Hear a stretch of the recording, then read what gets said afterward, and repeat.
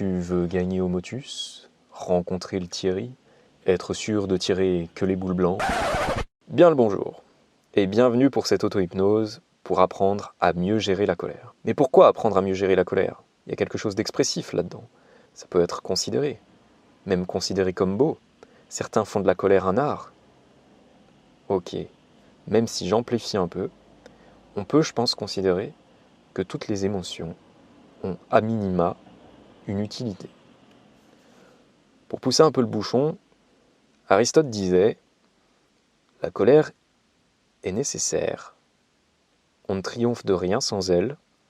Si elle ne remplit l'âme, si elle n'échauffe le cœur, elle doit donc non servir comme un chef, mais comme soldat. » Pour aller en ce sens, il faut pouvoir avoir une perception suffisamment fine de son état émotionnel et être capable de discerner la colère.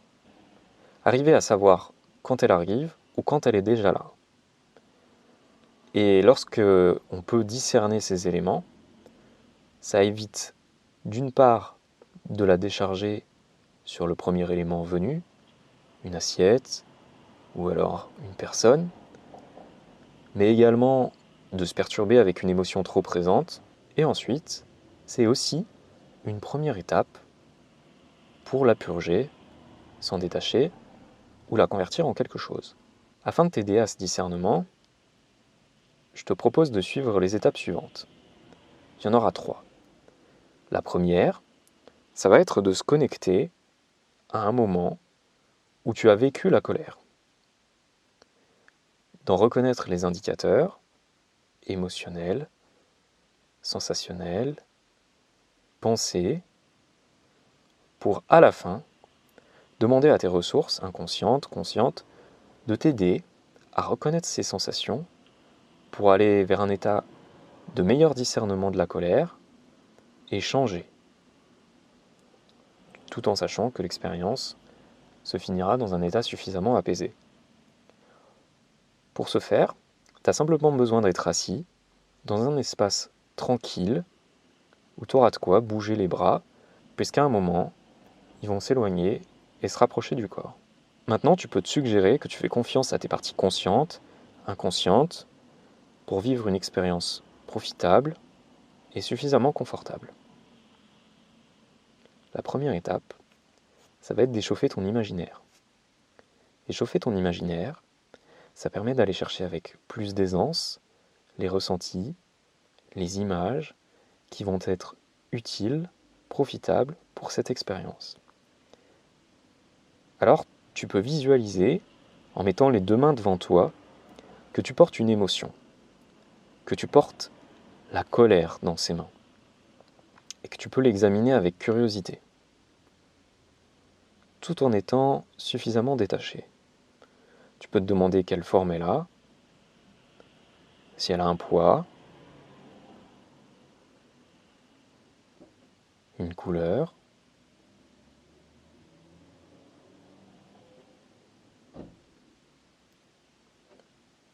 une texture,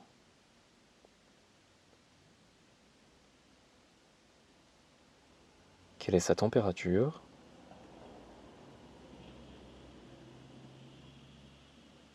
dans quelle mesure sa texture change au moment où tu penses à sa température. Et dans quelques instants, tu vas pouvoir te connecter à un moment utile où tu as connu la colère.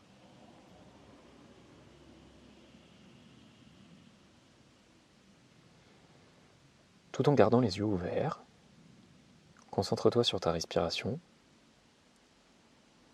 Et maintenant que ta respiration est consciente, parce qu'il suffit d'en parler pour qu'elle devienne consciente, fais confiance à tes parties inconscientes pour te reconnecter à un moment utile où tu as connu la colère.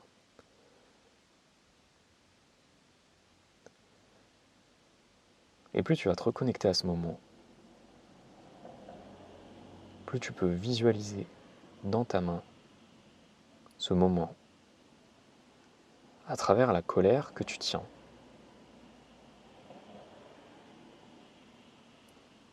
Comme si c'était à travers une vitre à travers une boule de cristal et tu peux t'observer de l'extérieur dans cette situation, dans ce moment où tu as connu la colère. Mais te connecte pas trop vite aux émotions associées. Observe cette scène comme une vidéo.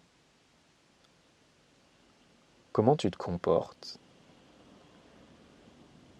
Quelles sont tes postures, tes gestes, tes expressions?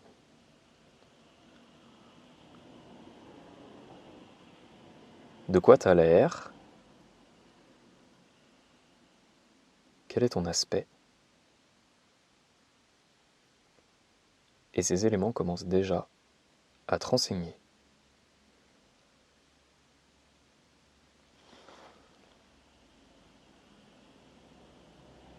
Toujours les yeux ouverts, tu peux te concentrer sur cette citation de Marc Aurèle. Que la force me soit donnée de supporter ce qui ne peut être changé et le courage de changer ce qui peut l'être, mais aussi la sagesse de distinguer l'un de l'autre.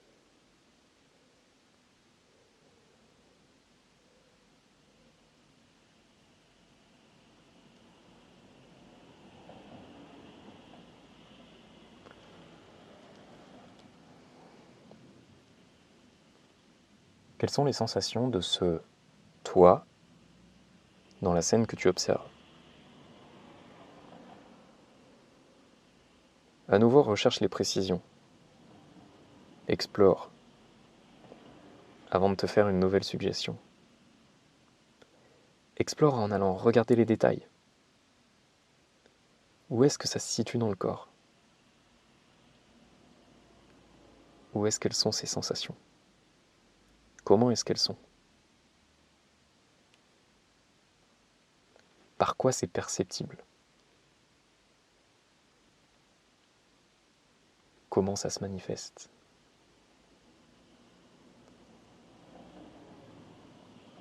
Est-ce qu'elles sont visibles de l'extérieur?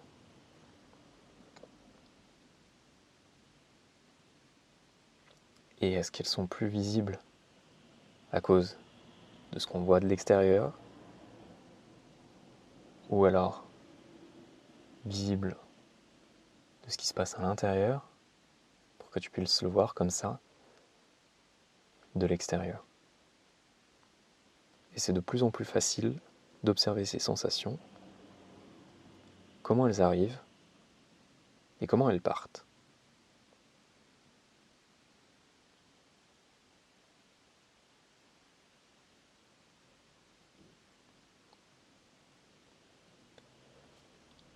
Et pour aller encore plus loin dans l'exploration,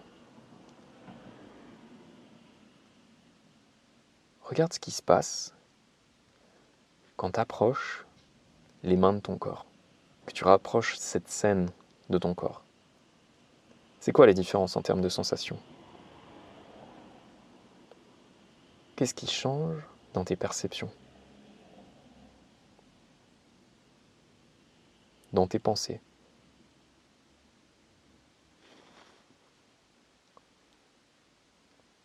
Comment tu te sens?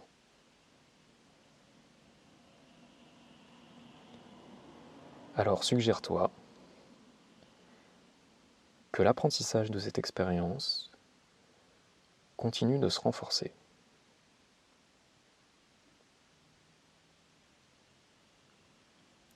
Commencez alors si tu l'éloignes. Si tu éloignes les mains de ton corps, qu'est-ce qui se passe pour toi?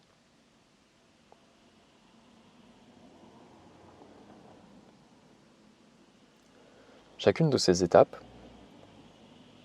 elles sont destinées à approfondir ce discernement, à te permettre de mieux connaître cette émotion et ainsi mieux te connaître.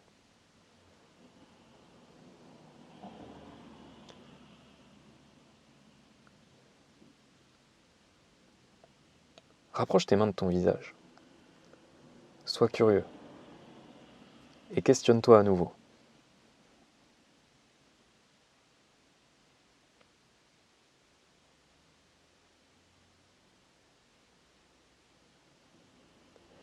Et alors que tu t'es posé ces mêmes questions sur les sensations, dans quelle mesure elles sont différentes, les perceptions, les pensées,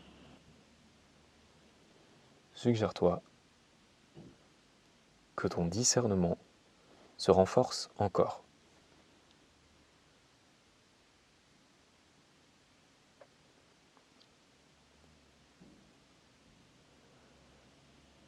En explorant ainsi, tu te montres que c'est possible de faire varier l'intensité d'une émotion. Pour mieux l'observer, s'y connecter ou s'en détacher.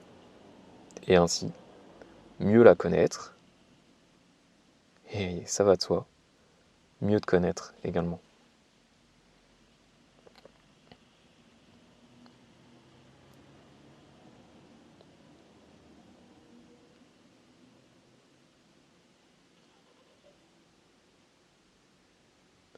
Joue maintenant à faire léviter cette émotion au-dessus de tes mains, parce que dans quelques instants, il sera possible de la laisser s'échapper.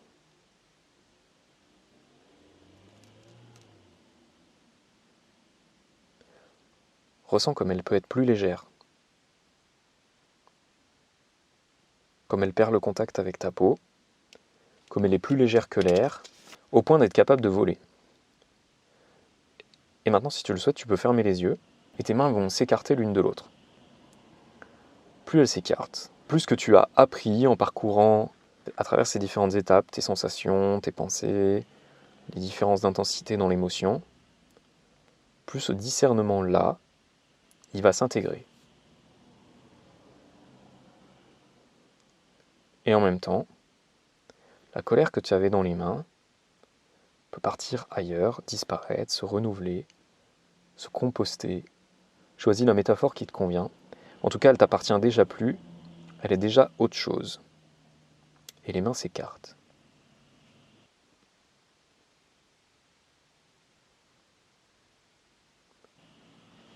Tu peux te répéter à nouveau la citation de Marc Aurèle, que la force me soit donnée, que la force me soit donnée de supporter ce qui ne peut être changé, et le courage de changer ce qui peut l'être, mais aussi la sagesse de distinguer l'un de l'autre.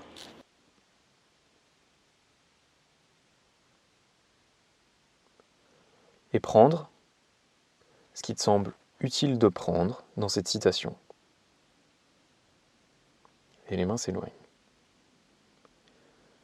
Ressens ton corps, ce qui s'y passe, les différences qu'il y a par rapport à tout à l'heure, et tout en s'écartant, tu peux ressentir de plus en plus le discernement s'intégrer.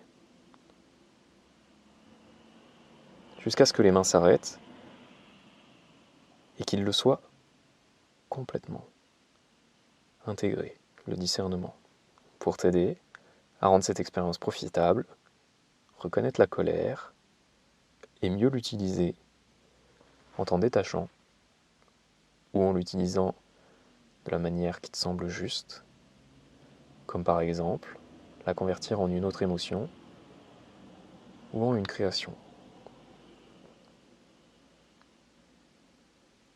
Ressens alors comment ça peut être profitable et permettre de mieux se connaître que d'intégrer ce discernement.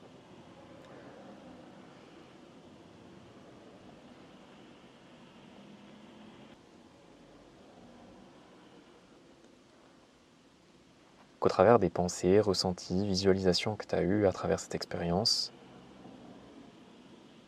mieux se connaître et faire meilleur discernement pour le futur.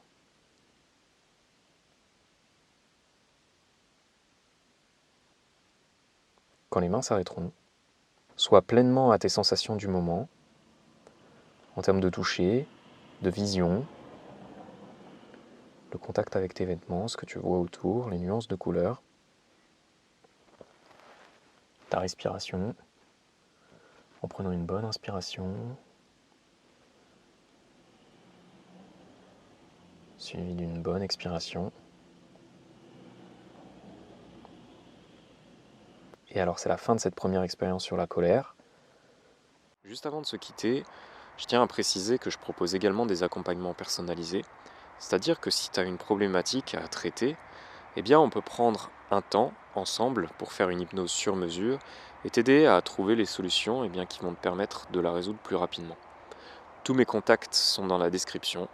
Tu peux m'écrire si tu souhaites avoir davantage d'informations ou en attendant, si tu souhaites continuer à expérimenter, tu peux écouter cette auto-hypnose pour purger la colère.